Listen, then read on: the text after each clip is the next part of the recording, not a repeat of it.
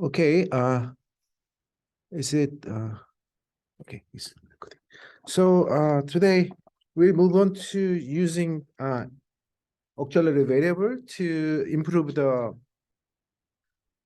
get robustness. So the setup is the same. We have x and y and delta, right? And delta y is observed when delta equal to 1. And now this is the propensity score estimator, right? And then this is the weight. So the goal is to find the weight. And a popular approach is to use a model for the delta, right? For the delta equal to 1, which we can call propensity response probability model, and then obtain a phi hat and plug into the pi and take the inverse. So that is the usual approach. And so here, then the assumption behind using this estimator weight is that the model is correct, right? The model assumption is correct. And then, so this is a little bit concerned some cases. So there's actually a very popular approach, something called W robust property. So the idea is we can actually think of two models: response probability model, which is the model for delta, and outcome regression model, which is model for y, right? Suppose we have a model. So this is unknown basically, but somehow we can estimate the parameters. Then W robust estimation aims to achieve unbiasedness under either response probability model or outcome model is true, right? So one approach is to use this kind of estimator. So you have a prediction, right? You have a residual, and then you use the inverse of the pi as the weight for the residual. So if you do that, so then this is the prediction of from the outcome regression model. This is the response probability from the RP model, right? So then we know, so because the parameter of interest is the mean of parameter of interest is the population mean of y, so the sample mean of y is unbiased already. So zeta hat dr, you can write it as a, so you can write the error to be dr minus zeta hat n plus zeta hat n minus zeta hat zeta, right? So you have you can decompose this way. And second term, let me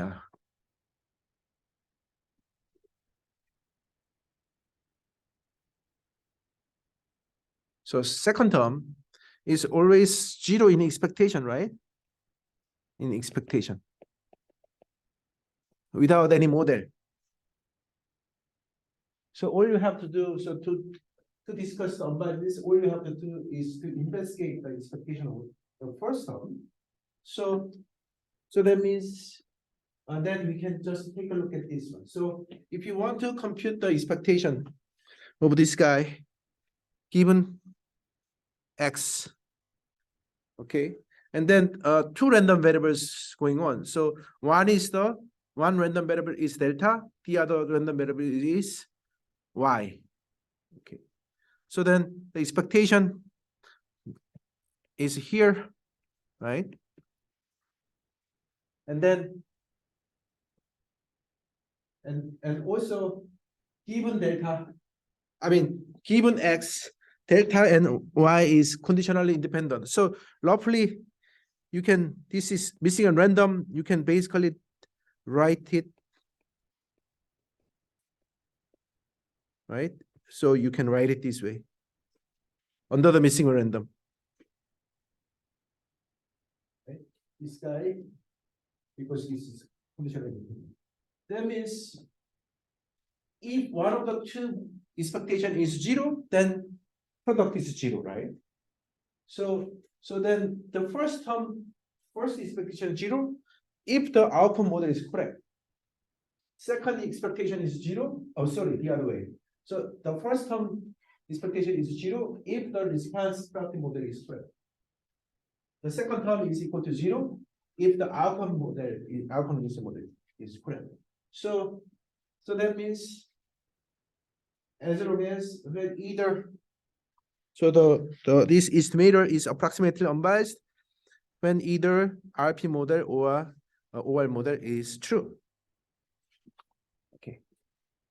And then we kind of ignore the so then next question is what is the choice? What kind of choice should we worry about for estimating? So there's some issues, but we are not going to talk about. I mean, there's a secondary issue, but I just want to introduce the concept of the double robustness for now. And now, another important concept is the covariance balancing. Sure. I want to show the dimension. So here you are saying that if the outcome model is this expectation will be 0 if the outcome model is correctly specified, right? So either of them, if either of them is correctly specified, then automatically it becomes 0. So in that sense, this is doubly robust, right? So either your propensity score model can be true or your Right. because if one of them is 0, then automatically you need to consider the other one. Right. So in that sense, it is doubly robust. Yeah, right. So it's a doubly robust. So yeah, so doubly robust, the meaning of doubly robust is the either one of the model is true, then it's unbiased. Yeah. So another important concept is covariance balancing. So in the covariance balancing, we are suppose we have a linear model, linear regression model. Then the PS estimator, the difference between PS estimator. So remember the PS estimator is just the IWI omega I yi, right? 1 over n. And so that means this guy is just the 1 over n omega 1 yi. So what you really have is just the delta I omega I minus 1 yi. Okay. And then this is yi is just this, right? So then if you plug in this guy here, you can decompose the mean part and error part, right? The x part and error part. And second term is 0 expectation. If so, why? Because so what is the expectation of this guy? Conditional on x. So to be rigorous, expectation of delta I omega I minus 1 given xi, and then well actually let me back up. So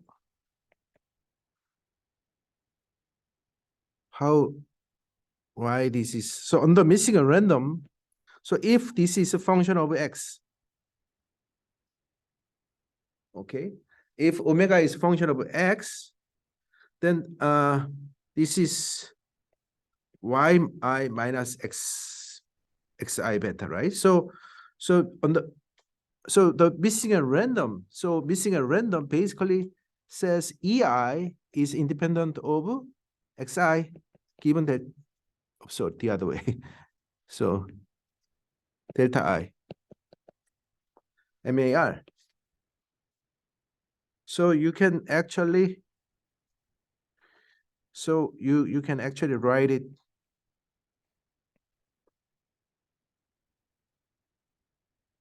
given xi times expectation ei given xi. And the first term, we don't care. We don't care about this first term. But second term is 0. Anyway. So then we don't So this term will be zero expectation. But this could be the first term can be non-zero. So we don't know. But still, this is conditionally, biased. So on the missing value. So then we force the first term is exactly equal to zero. So this is actually a vector, right? So it's an equation, system of equations. Then the whole thing has a zero expectation, right? So the first term is zero algebraically, the second term is zero in expectation. So this property is called the covariant balancing property. So what does it mean? So this one is actually saying that the weighted average, so weighted delta I omega I xi is a sample mean, right? So basically the weight supposed to provide the same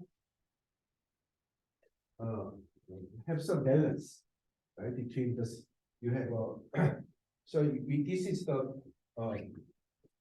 original sample mean, and we want the weight to be recover the original sample mean, even though it applies only for the respondent.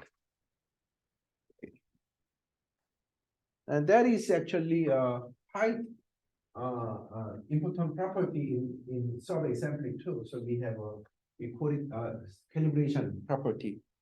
But in missing data or causal inference, this is more called covariant balancing property.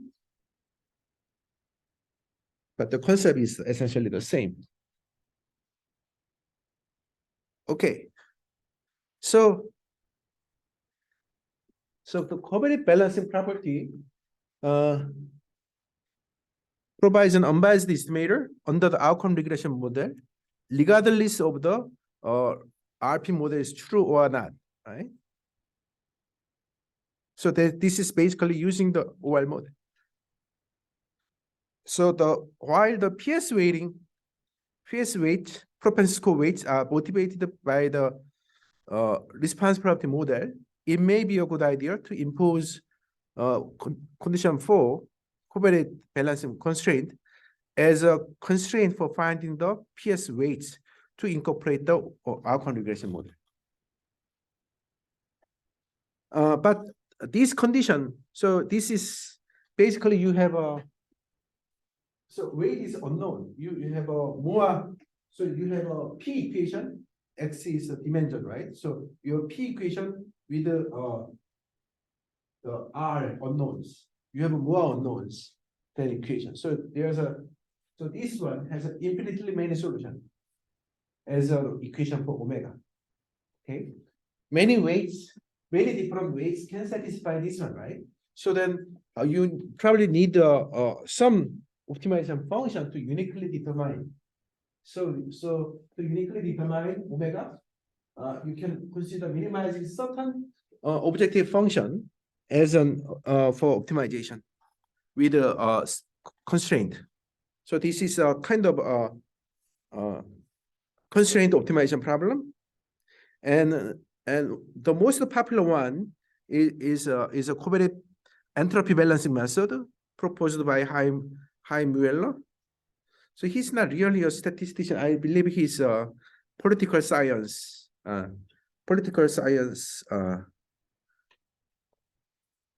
scientist in some top university.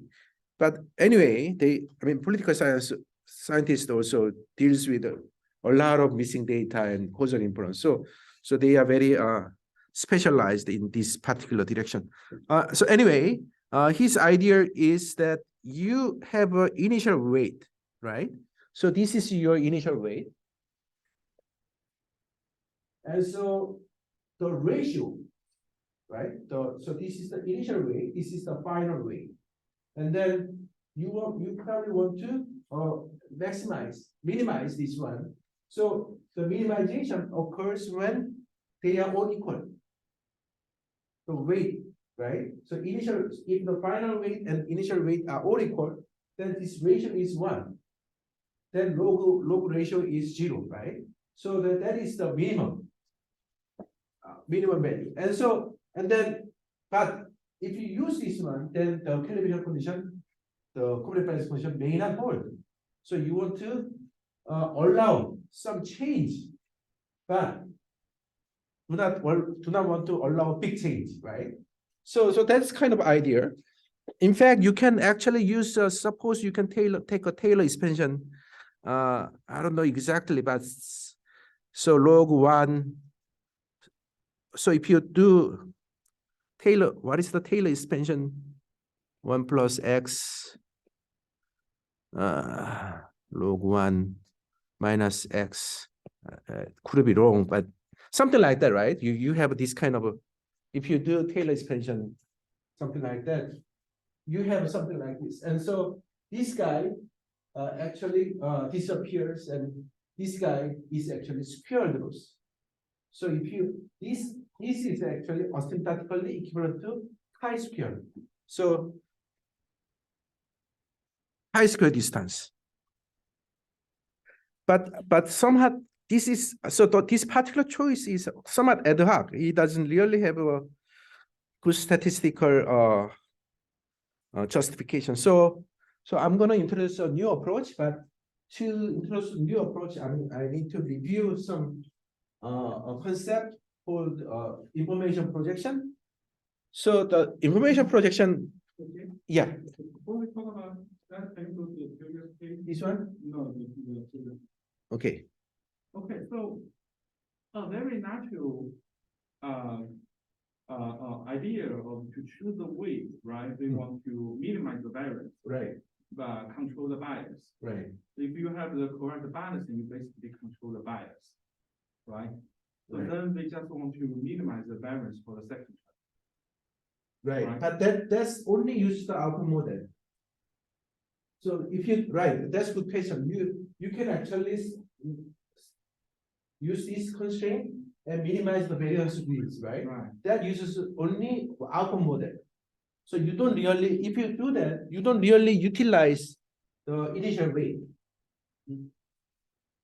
Right. So if we do that, then we'll automatically go back to the like the linear regression. Right, exactly. Okay. Yeah, thank you. So this information projection is actually I covered a little bit in the beginning of this semester, but the bottom line, I think, so basically, if you use so you want to basically you use Kullback-Leibler divergence, and you have a, so this is the kind of what is this? This is the expectation of t x is alpha, right? So suppose you have a constraint. So this is could be, you can think of it as a sufficient statistic. Okay, suppose I have this constraint, and my initial distribution, baseline distribution, does not satisfy this, and so I want to impose that this is what I really want. So the space is like this. Okay, so this is the space of the distribution, and the Q baseline distribution is outside, and then you want to project. Okay, so the projection is like, you can do, right? You can do this, and then basically this projection. So then the form, then the projection is P star. So the form of the P star is this form. That is the result. So the form of this, okay. So that is actually very interesting mathematical concept, but we're gonna just use it. So But by the way, what is this? So what is this exactly? This is looks familiar, right? This is just the exponential family. So the definition of the exponential, we just in the mathematical statistics we just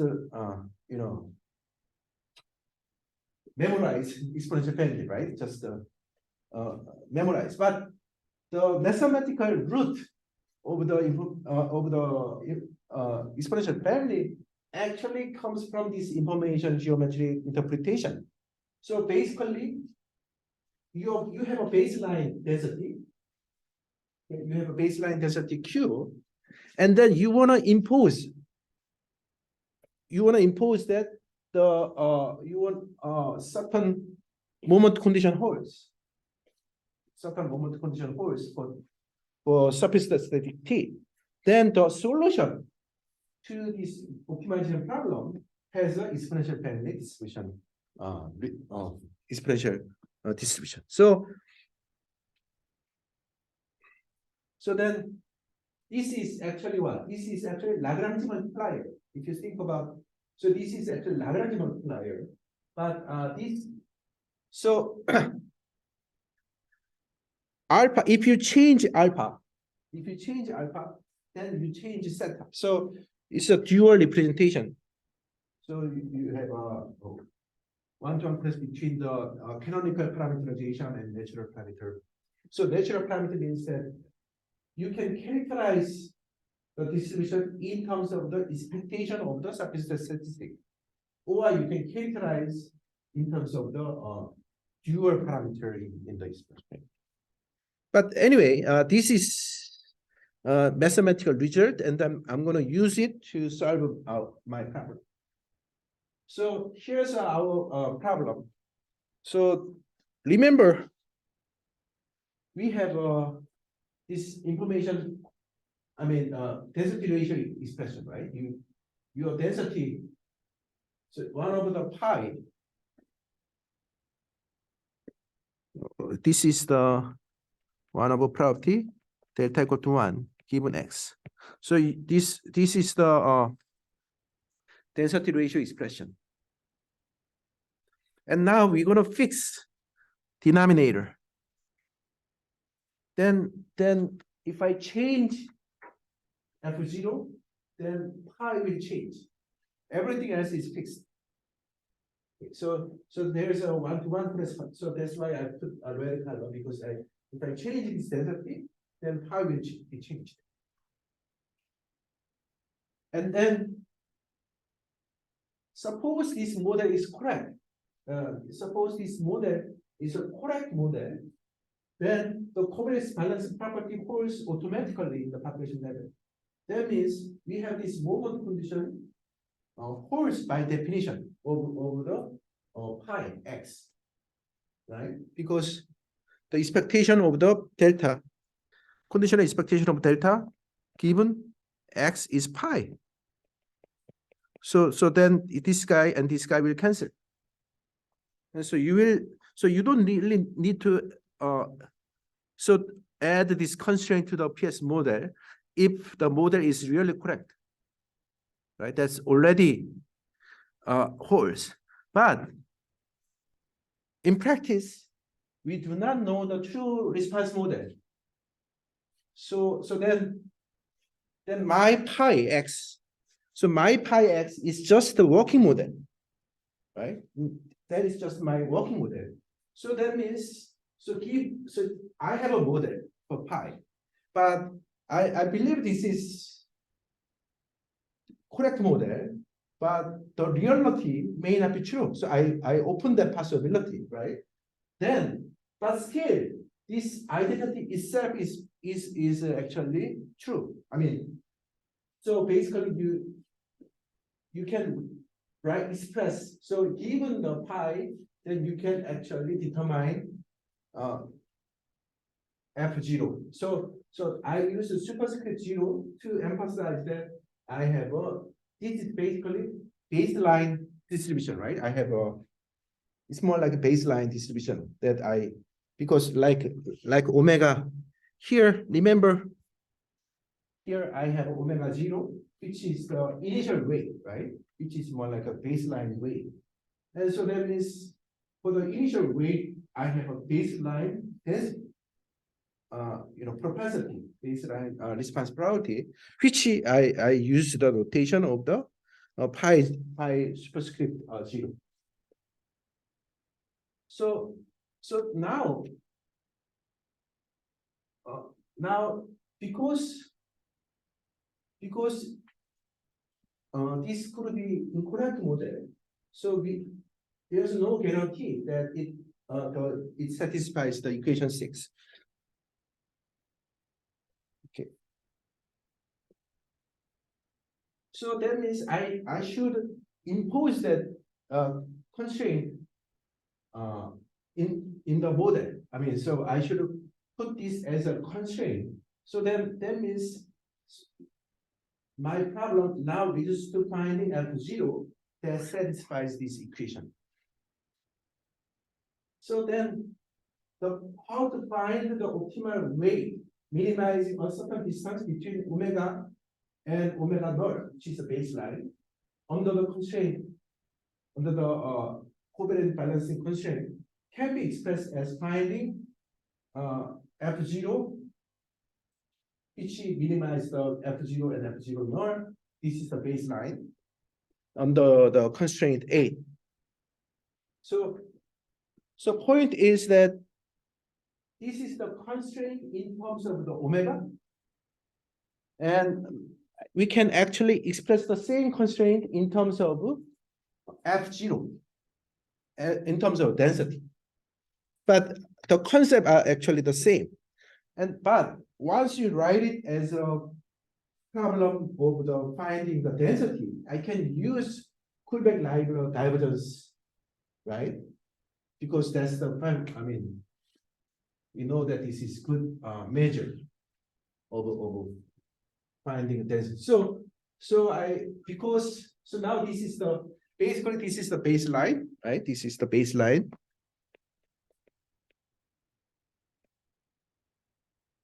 And this is, I change, right? I change. And then I want to find the optimum. And the information geometry, information projection, basically gives the answer to this problem.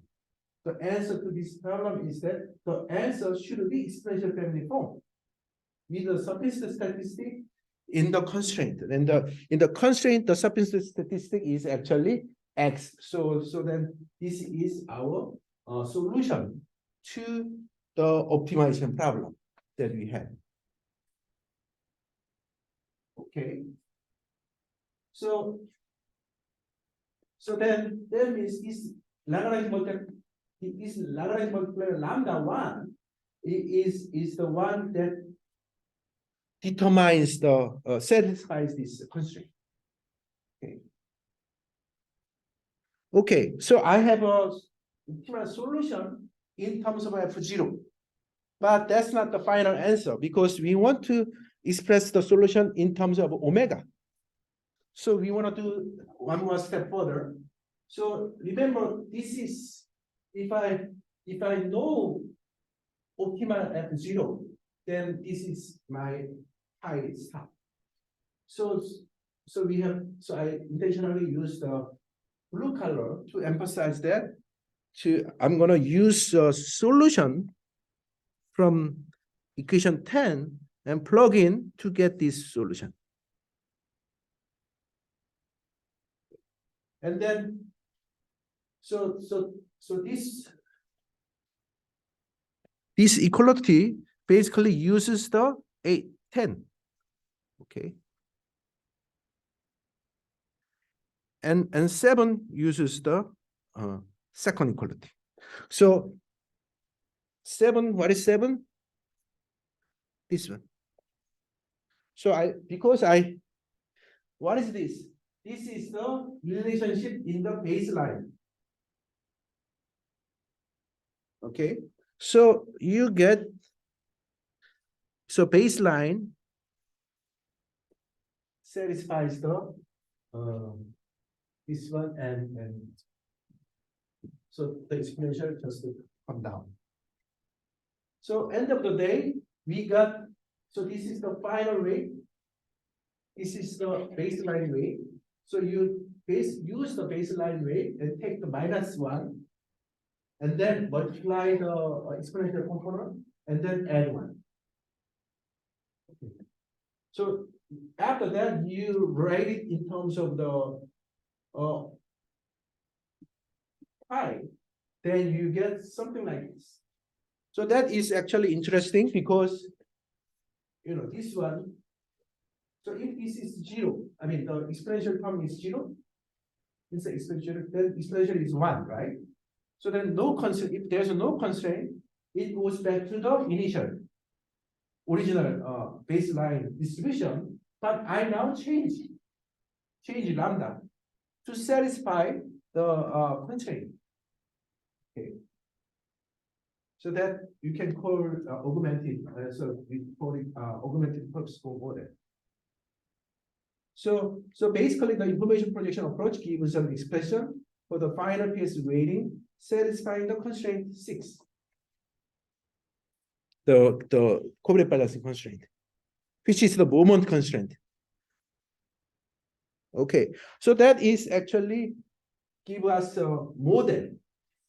So we have a baseline propensity, but we want to incorporate the extra moment assumption, and that extra moment assumption can be incorporated, built into the information projection framework, and then information projection framework give us this extended, it's kind of a extended model, which is essentially it's making it more like an exponential family distribution.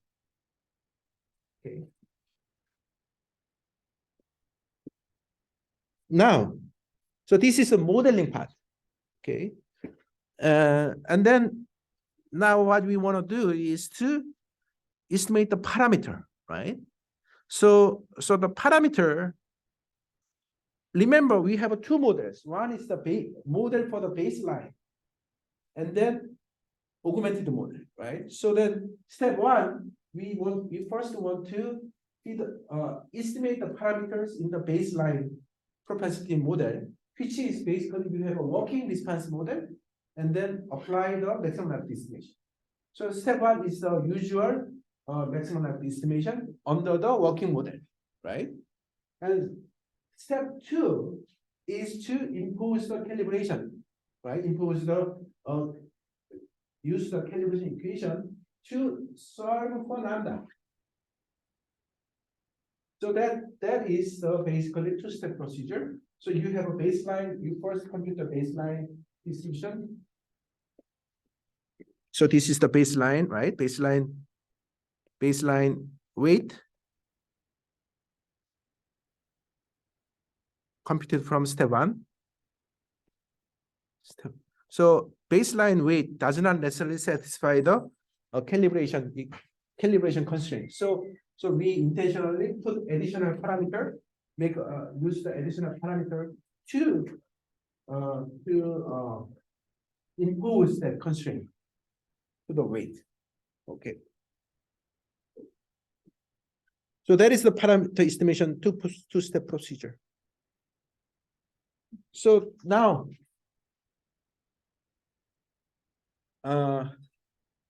here's some comment.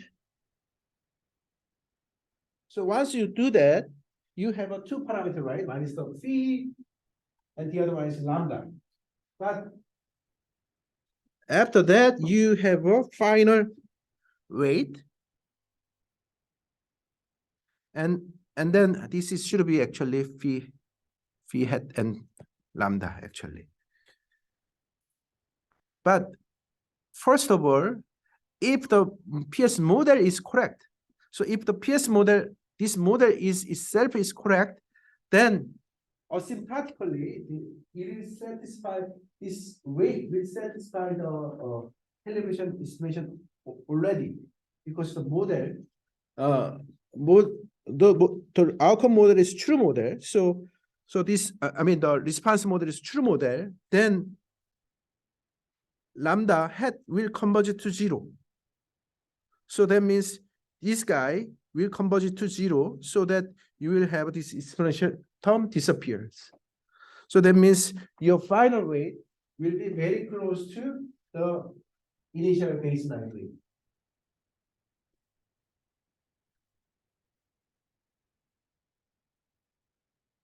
Also, so then this one is a original propensity coefficient, right?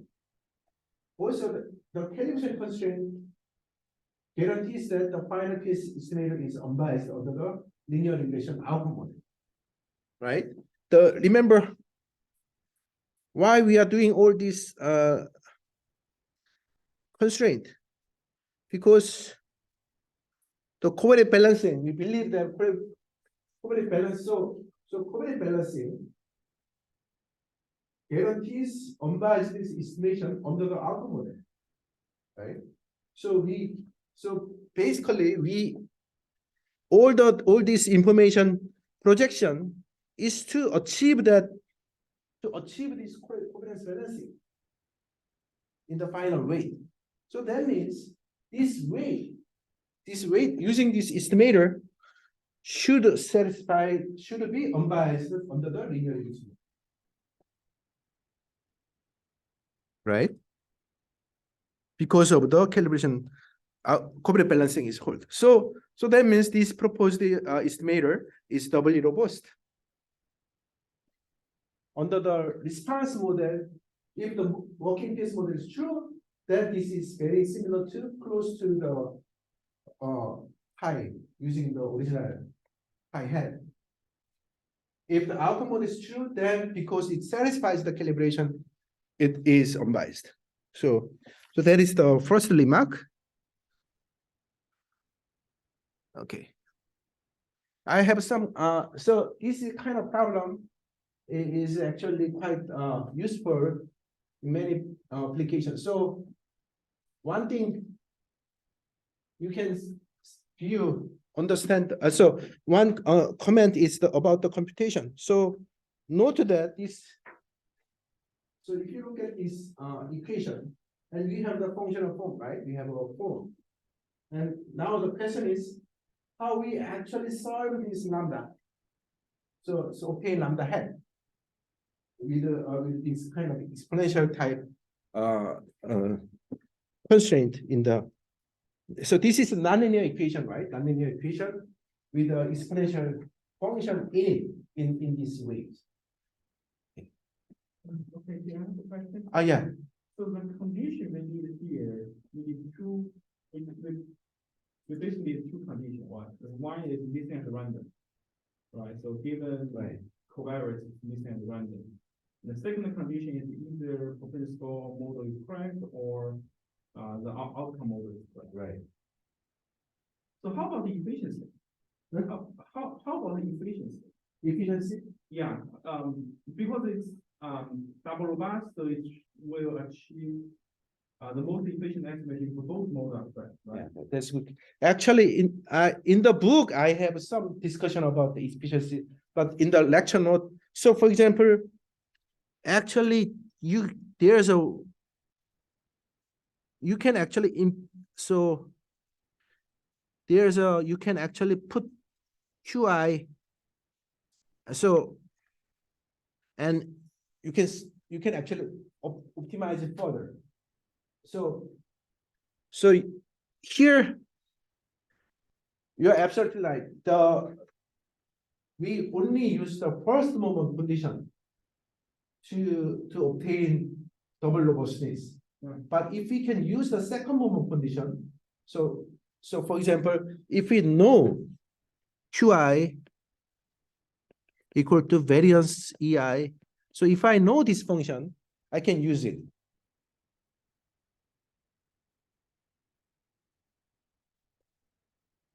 To the problem. That will improve efficiency. Yeah. So there's some more discussions in the book. I didn't really cover it in this today's lecture because this is already too much. But yeah. So But this is under the secret needs model, right? Huh? This is under the secret needs model. So, right, so because the variance change with respect to x. For a homogeneous model, the variance is at a constant. Right, right. So then it's already achieved the most efficient estimate. Right. So this is implicit assuming that we have an equal variance. Right. Right. Right. Right. So the efficient estimate does automatically, which so here you use chaos divergence, right? Distance. Well, so yeah, that's actually you are kind of advancing the so end of the day, what I show is this one. So then basically this is the kind of regression, but this is the weight, right? And so then actually if you know variance function, then you can actually use it here. But that's I didn't cover it here. But there's actually a research in research, the guy Ji Tan write a lot of papers on this specialized topic, and but anyway, there's some that is a kind of area that's already studied in the literature. So I like to, so there's actually some interesting point about this computation. So how you actually solve this? Remember, this guy has a 1 plus something, right? So we can move this 1 this way, and then basically you can obtain this equation. So then the left side is everything is about respondent, while the right side is everything about non-respondent. Okay, and then you basically the first line is just the normalization. So you subtract. I mean you divide by the first intercept part, both sides, and end of the day you get something like this. So basically what this equation 17 is so this is more like a weight, like a fraction of weight. You have a weight and weight add up to 1. And this is the mean of x among non-respondent. So you can actually write it. So even you can write it as a so 17. So if you look at this carefully, this is using. So the point is that this part uses only respondent, while this part uses only non-respondent, right? So then you actually try to equate two means by changing your lambda. Okay, so this is actually equation that you really want to solve, and where the weight is a exponential weight, and then first of all, the solution sometimes may not exist. So if the solution may not exist, if the target is the outside the convex hull of the support, sample support, right? Then there's no solution. There's a even because this is weight is positive. The weights are all positive. So we are trying to do convex combination. But using the convex combination, you cannot really extrapolate, right? Outside of, so that's one thing. Another one is you can, if you now have a solve this nonlinear equation, end of the day you have a very interesting formula. So basically this one takes the form of the variance covariance matrix. And this is the mean, weighted mean, and this is a target. So anyway, once you are familiar with this, get familiar with this formula, then it's very easy to program. Okay. So I'm going to move on.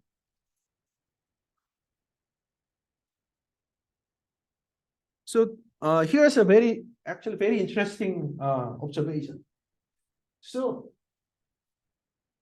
the augment PS estimator using W hat. Remember omega hat. So this is the weight, right? This is the weight applied to the final observation. Okay. But you can express it as an imputation. So they are algebraically, there's no, this is not really statistical property.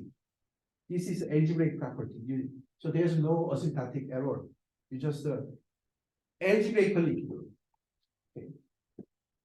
But it has a very interesting interpretation because you applied observation to and apply the weight to the observed data, but end of the day, it gives the imputation, prediction, interpretation, right? It's a basically good. So then the PS weights do not directly use the outcome regression model for imputation, but it implements the regression imputation indirectly. So where we use the model, we use the model implicitly through covariate balancing. Remember why we use why we care about covariate balancing at all? Because we want to. So remember the covariate balancing has nothing to do with the response model. This covariate balancing comes from outcome regression model. So this is the model we use. And so the conclusion here is that under this model, this condition is enough, right? So that means when I impose this one to the constructive propensity score, we are implicitly thinking about this model. Otherwise, so if this is so basically this X is the basis function in the outcome model, right? So whatever the basis, suppose you believe that your outcome model is a quadratic function, then you should use the quadratic function of the X to the covariate balancing constraint, right? That actually means that you are using a model, outcome model. And so that means you are kind of constructing imputation, some sense, and that is true actually. If you look at this result, okay. So now we want to see why. So that is actually interesting. So since lambda had satisfied 14, so what is 14? 14 is, okay, so the covariate balancing, right? So the final weight satisfy the calibration. So I'm gonna,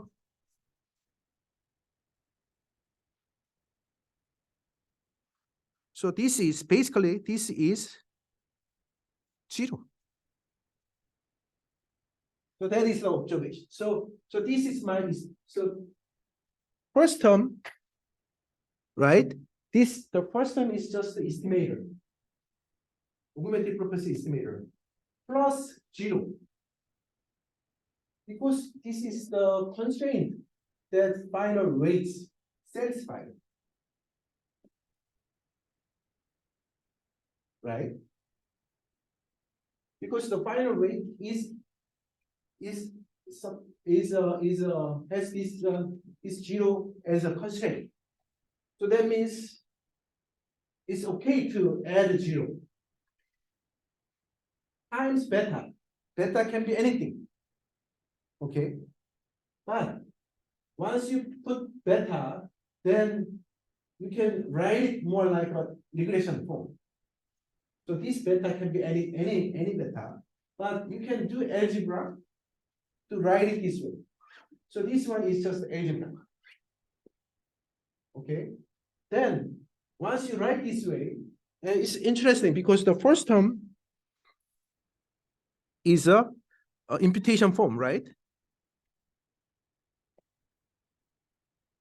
And second term is an extra term. So we impose that this So we choose beta hat to satisfy this equal. So we force it to 0. Okay, then this particular beta hat will make this one 0, and then this beta hat will make it as an implication estimator. So I established the algebraic equivalence between the propensity score estimator and imputation estimator, particular imputation estimator. Okay. So I think I'm a little bit fast. So okay, you can ask question here.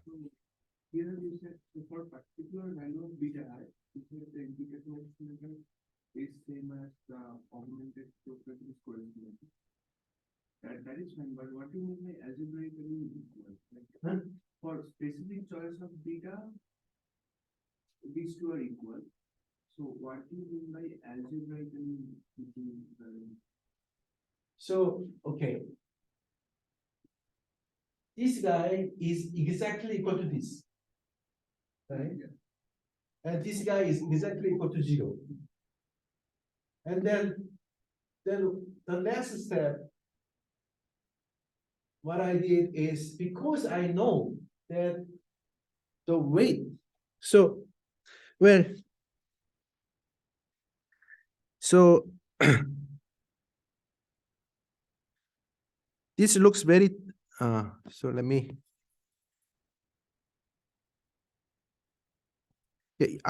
I don't even have to, but this is, so this is 0, and then from this equality is just algebra. I mean, nothing else. I don't use any property. I just so what we can do is just take a look at the coefficient for y first. So coefficient for y is just the delta times, right? Then you have a delta cancels to each other, so this one holds, and then beta. Then coefficient for beta is just this one. 1 minus delta, so cancels. So I mean, Beta hat star here. huh? So for beta equals to beta hat star. So you define beta hat star in the previous slide. Okay, that is good question. So this one is different from beta, right?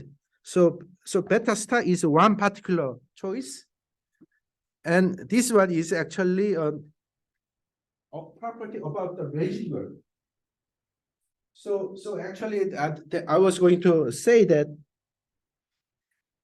So 21 is setting to 0 is a condition for deriving imputation representation from the PS estimator, but it does not give a unique solution for beta hat, because this is only one equation while you have a P unknown. So beta is a unknown parameter with dimension P, and this is a scalar equation. This is just a scalar. So to uniquely determine beta hat, we need one more. So the idea is we basically want to be free of the dependence of lambda. So basically, this is the given lambda hat. Given lambda hat, you have a omega hat, and then solve for beta. And so I want to make it independent of beta by taking the partial derivative of beta to be to lambda equal to 0. So if you impose that actually, so remember this guy is a what is this? Pi I hat inverse -1 exponential xi prime lambda hat. So if you take the partial derivative to the lambda here, then xi goes outside.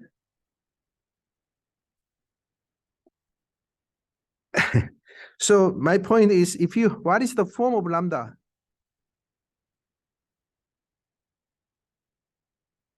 You get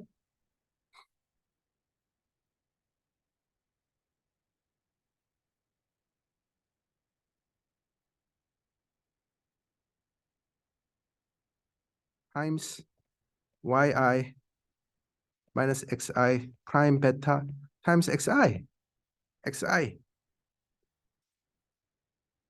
If you take so this is the function, right? Function of beta given lambda.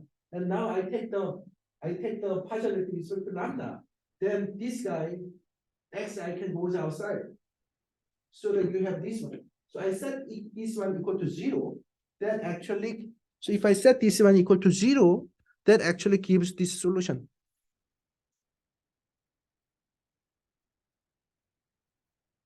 Okay. So that means what? That means, so this one you have a two noises parameter. One is beta, and the other one is lambda hat. But they are actually completely one-to-one, because if you impose this condition, so uncertainty of lambda hat can be completely transferred to beta hat if you impose this condition.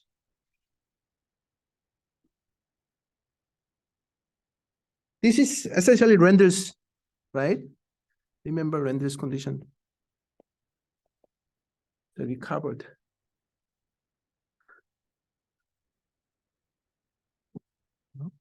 If you go to the beta hat star, the formula for that. Okay. So this is very similar to the GMM, right? Regression coefficient we talked about the last class. I see. So you still use this weight. So 1 minus pi over pi Okay. to weight. So if we ignore the lambda part, because if you're working on the true model, Right. the lambda hat basically is 0. 0, right. That exponential term is That's basically right. 1. Right. Yeah, so both of these give the same weights, right? 1 minus pi over pi. Okay, from your the GMM method, it still gives this weight. Right. So under the right, this is actually goes back to the optimal estimator that I covered in the last class. I mean Tuesday class under the outcome model, because lambda hat will converge to 0. Right. So that and go back to what we studied. But this is actually gives a doubly robust flavor by adding this constraint. It achieves the balancing, covariance balancing. So it gives more protection in some sense.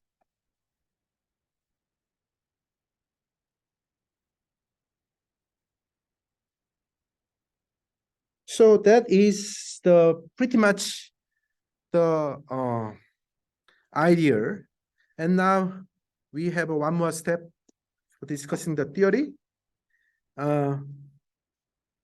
So this result, basically, if you this result with this kind of give you a linearization here. This one is actually giving some flavor of linearization already, but we didn't really linearize fully because we took the pi I hat as given. So remember there's another parameter. So two-step estimation. We have a step 1, we estimate the phi hat, and step 2, we estimate compute lambda hat, right? So we have a two-step two different noise parameters at each step. So to be more rigorous, we need to consider linearization for two parameters, one by one, or jointly. But because we did the linearization, the estimation was done in 2 steps. That means you can actually do the Taylor series in 2-step way. So step 1, we given phi hat, we want to linearize with respect to lambda hat, which is not. So usual trick is to do. Remember, this is the estimating equation for. So this renders technique, right? Estimating equation for lambda. So this is 0, basically. sorry, I should put,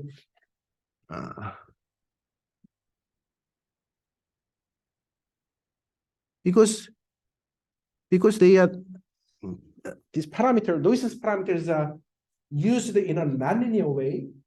Taylor expansion is not really easy to do if you do it directly. So the easier way is to use the Render's condition, Render's technique. So that's what I'm trying to do. So idea is, this is the basically equation for what? For lambda hat given phi hat. Right? So this is 0. So given lambda hat, this is 0. But I intentionally add 0 because end of the day, my linearization will be a linear function of this. So then I add this one and then use kappa as a free parameter. And then now we are interested in doing Taylor's expansion with respect to lambda only. So let lambda be, so this is a little bit tricky because we don't have a model. We don't have a one single true model. The model can be union, right?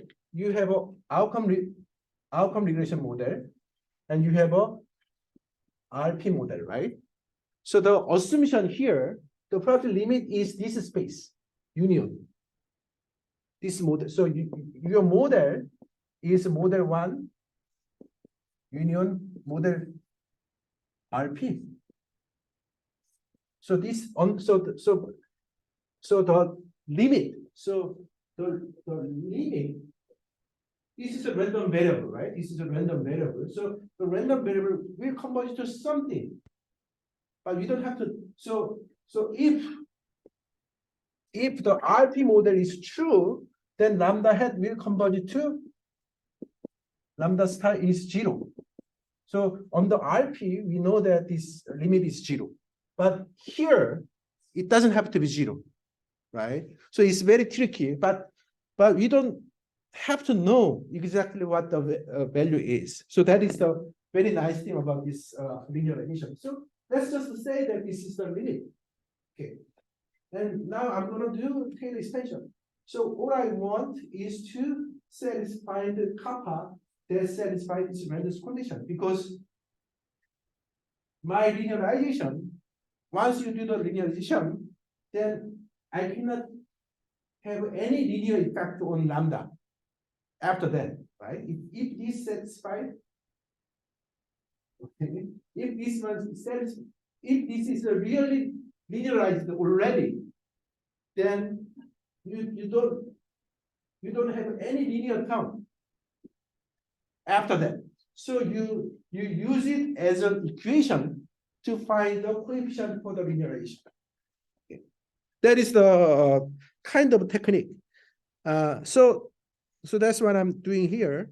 And then this equation, and now I have a, so we all have a functional form. I mean, it's not really hidden. We have a explicit form. So conceptually, we know the form of the functional form of lambda, right? So then we can actually apply, and then this equation 23 can be expressed as this.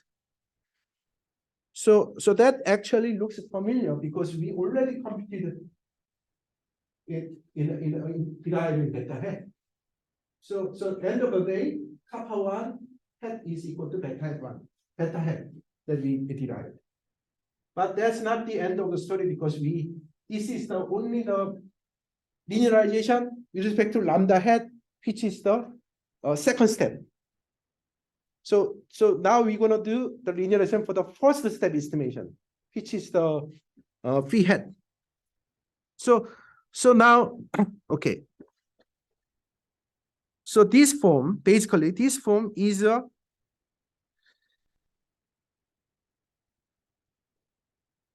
this form is a linearization. So because if this satisfies, then I can safely replace this lambda hat by lambda star. Okay, and then what is only left is the phi hat. So then now the question is, what is the estimating equation for phi hat? So this is the estimating equation for phi hat. So I use it to apply the same technique. So I apply the same technique and say the coefficient to be kappa 2 and apply the same Rendel's condition. Then you can turns out that this one is a equation derived from this. So then because we have two Noison's parameter, phi and lambda, right? Then that way we compute the kappa 1, kappa 2. So then you finally have all linearization. So then this is your final influence function. And then plug in to obtain the variance estimation. Yeah, this is a little bit too much, but sorry, but that's what it is. And one thing I like to point out that actually, if you look at this carefully, if H equal X, and if you use P equal X, so if you can use X, right? You can use X to estimate P. So you can use, right, X. So if you can use X, and if sorry, this is not really correct. Should be logit. Yeah. So sorry about that. Yeah, there's a lot of algebra, but my point is that one particular model is the logistic regression model, right? I mean, something like this.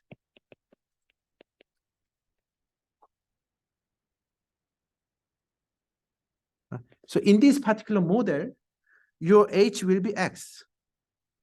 Okay, so this is X. So X prime, and this is X. So that means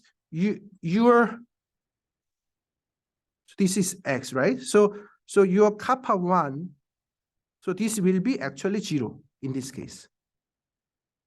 So because beta hat,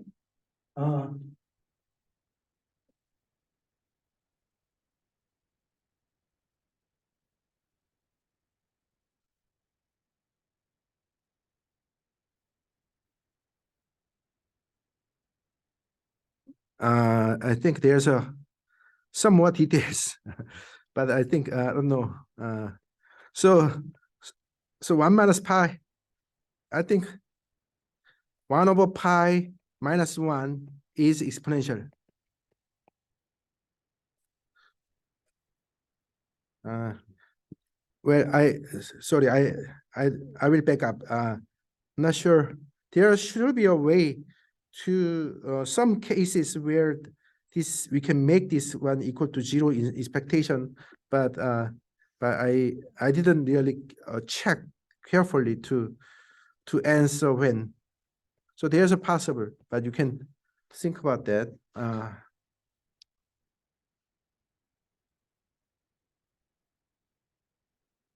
Yeah, there's, because beta hat kappa 1 is beta hat star, and beta hat star has this form, right? But this guy, sometimes if you use the logistic model, same logistic model, this guy is actually pi inverse, something like this form, right? So this is basically the odds. Well, that's not really important at this point. I will just this is already too much, so I'll just leave it. Okay, sorry, this is a little bit complicated, but I hope that the big picture can be delivered to you guys soon. Okay. So the condition here is again, missing at random and either of the model is correct. Missing at random and either of the two models is true, right? Okay, and then they have the same influence function, right? So the influence function is basically have a like united form for both of those two. Yeah, right. So we don't have a separate influence function. It actually this linearization works regardless of which model is true. Okay, well, that's all for today.